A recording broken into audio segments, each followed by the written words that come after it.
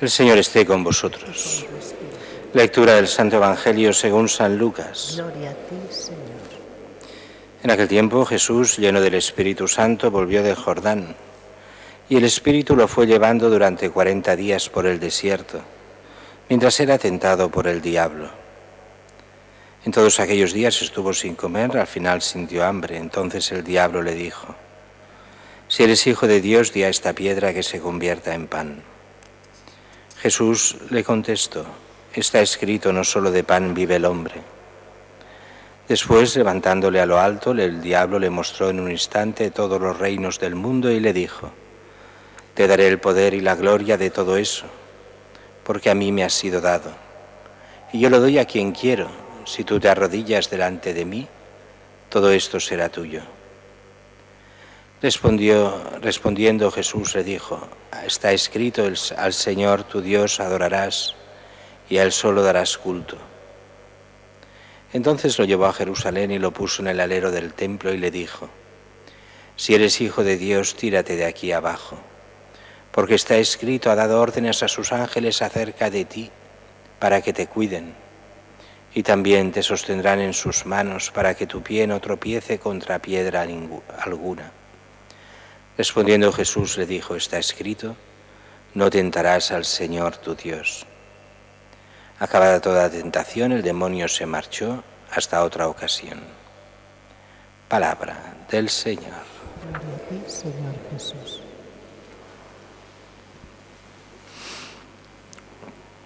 El miércoles empezábamos lo que era la Cuaresma y lo empezábamos con ese ayuno y abstinencia y con esas lecturas, sobre todo el Evangelio, donde se nos hablaba del ayuno, de la limosna, de la oración y de que toda la vida del cristiano está en manos de Dios y solo Dios ha de estar en lo que hay en el corazón del hombre, con lo cual todo el bien que hagamos lo hemos de hacer por Dios, en la medida de lo posible, sin ser vistos, o sea, no para ser vistos.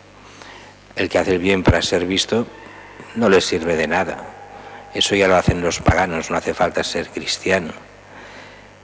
Y hoy las lecturas nos hablan, sobre todo el Evangelio, nos habla de las tentaciones de Jesús, que fueron tentaciones para Jesús, pero son el modelo de las tentaciones de cada uno de nosotros. Y después de este ayuno fuerte vienen las tentaciones. La primera tentación, si os fijáis bien, el diablo, que dice: si eres hijo de Dios, di a esta piedra que se convierta en pan. Es la tentación de las cosas fáciles. Que Dios me resuelva todos los problemas con milagritos. No, no funciona así. Lo dirá muy bien Jesús: no solo de pan vive el hombre. Lo importante es, sino de toda palabra que viene de la boca de Dios. Es tan importante la fe vivida como el alimento material. Eso al mundo de hoy le cuesta mucho de entender, porque para el hombre materialista solo cuenta la materia, solo cuentan las cosas, solo cuenta el estar bien. Es esa visión materialista que lleva solo al divertimento y poco más, donde tantos y tantos caen. Después dice, lo lleva en alto, a un lugar alto, a un monte alto, le muestra los reinos del mundo. Te daré el poder y la gloria de todo eso si tú te prostras ante mí, si me adoras. Todo será tuyo. Esta tentación, que es la tentación en el fondo de decir, bueno, ¿qué pide el mundo? Yo quiero triunfar en este mundo. Pues hago lo que el mundo me pida, paso de Dios y sigo lo que sigue el mundo. Sigo las modas, sigo lo que sea. Pero yo lo que quiero es el triunfo en este mundo por encima de todo. Y es Jesús mismo el que dirá: al Señor tu Dios adorarás, a Él solo darás culto. Lo que quiere decir en el fondo es: cuidado que cuando seguimos las modas estamos dando culto al señor de este mundo o al falso señor de este mundo. Y el diablo muchas veces lo que hace es actuar precisamente cuando la gente busca el bien. Y me explico. La gente que no busca el bien, que solo se busca a sí mismo, tiene pocas tentaciones, porque hace lo que le va en cada momento, no hay tentación. La tentación empieza cuando uno decide hacer el bien en su vida. Entonces vienen las tentaciones, porque es el diablo que no quiere que hagas el bien en tu vida, el bien que Dios quiere. Y es allí donde empiezan las tentaciones. Hombre, no seré un exagerado en esto. ¿Por qué hacer esto si todo el mundo hace lo otro? ¿Por qué no seguir estas modas si todos lo hacen? ¿Por qué no pisar a los demás para conseguir un mejor lugar de trabajo si todos lo hacen?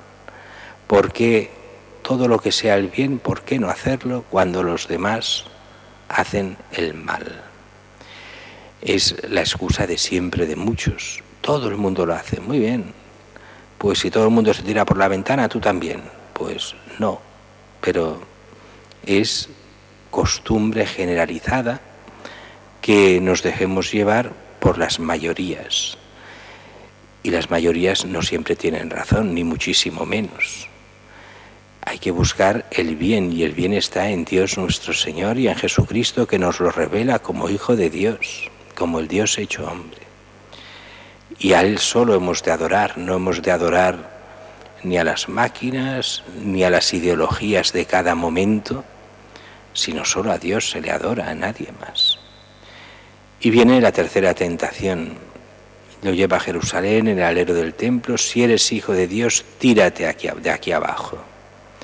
Porque está escrito, ha dado órdenes a sus ángeles acerca de ti, para que te cuiden, y también te sostendrán en sus manos para que tu pie no tropiece con ninguna piedra. Es muy curioso cómo el diablo se aprovecha aquí de la Sagrada Escritura. El diablo es el mentiroso por excelencia y es el manipulador de la Escritura. Así que a Jesús, para convencerlo, le da razones falsas, sacadas de la misma Escritura.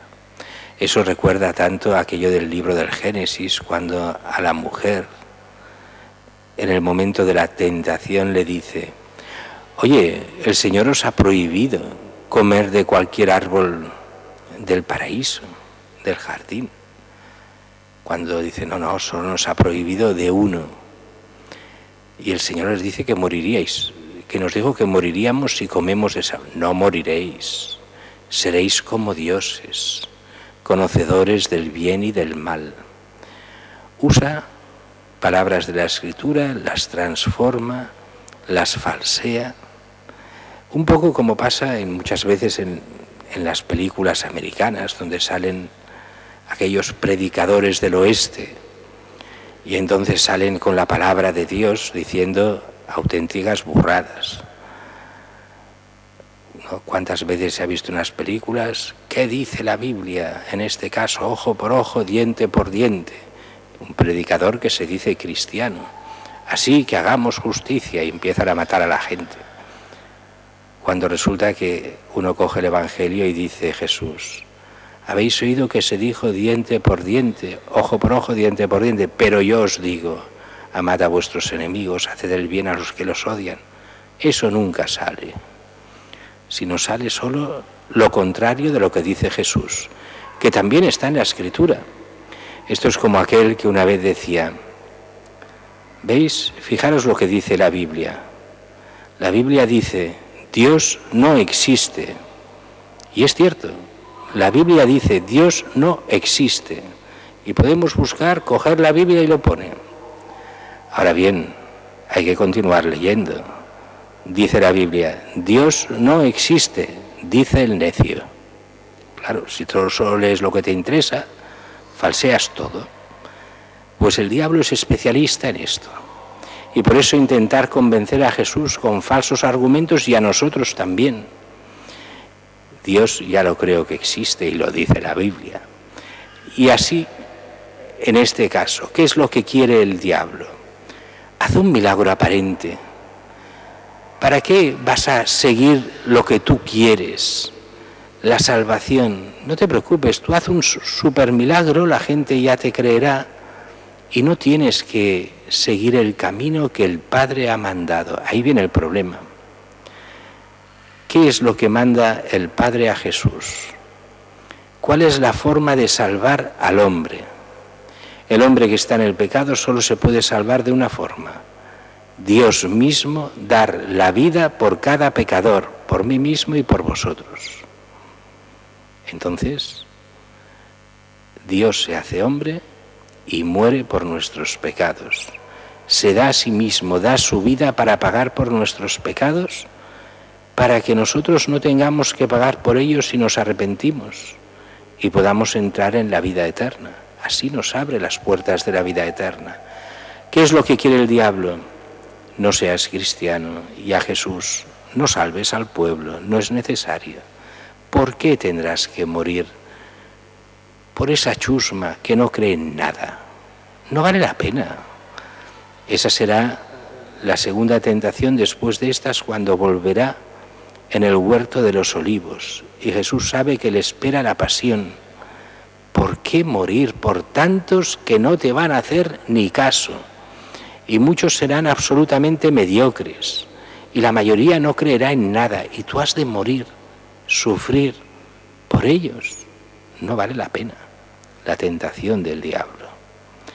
Mientras que Jesús sabiamente dará la vida por nosotros, lo dará todo, morirá por nosotros y nos abre las puertas de la salvación y nos pedirá solo eso, nuestra conversión, nuestra vida cristiana, el tener a Dios en primer lugar, el darnos cuenta del que nos ama de verdad no es el diablo, que en el fondo solo nos odia, sino es Dios mismo en Cristo, el que nos ama con todas las fuerzas y el que nos pide ese cambio de amor de Él a nosotros para que sea de nosotros a Él. Y la respuesta de Jesús ante este milagro aparente, tirarse del templo, del alero del templo y que te recojan los ángeles. La respuesta de Jesús: está escrito, no tentarás al Señor tu Dios. Esta tentar a Dios es de estas cosas que a veces a algunos les cuesta de entender. ¿Qué es tentar a Dios? Es decirle a Dios, o me haces esto o no creo en ti. Si eres hijo de Dios y quieres que creamos que eres, haz esto. Como aquella gente que muchas veces viene a la iglesia a rezar pidiendo, me pasa esto en mi familia, si quieres que crea en ti, me has de hacer esto. Eso es tentar a Dios. Eso no sirve para nada. Eso en el fondo es blasfemo. Es como ponerle condiciones a Dios para la fe. Pero si Dios es Dios, pero tú, ¿qué te has creído con Dios? Muy diferente es aquel que va a la iglesia y humildemente pide a Dios por sus necesidades, por los suyos. Pero eso no es tentar a Dios, eso es pedir a Dios y está muy bien. Pero cuando la gente se pone con la soberbia ante Dios, o me haces esto o no creo en ti, como tantas veces, ¿cómo acaban? Pues que no creen, porque a Dios no se le amenaza, a Dios no se va así, a Dios se le quiere, se le ama y en el fondo se le obedece. ¿Qué quiere decir obedecer en el sentido cristiano? Pues que se le escucha y se le hace caso. Esa es la obediencia. Obedecer es responder a la voz del Señor, responder a la gracia. Es lo que Él nos pide, una conversión para que dejemos el pecado, el seguir las ideologías, el ir solo por las modas, el buscar el bien que Dios quiere para cada uno de nosotros, que dejemos los vicios y el mal, que podamos realmente pedir perdón a Dios en estos días de Cuaresma y celebrar el sacramento de la reconciliación, el sacramento del perdón, y que podamos entrar en la noche de Pascua haciendo la renovación de nuestras promesas pascuales y de esta forma estar preparados al encuentro con Dios para toda la eternidad.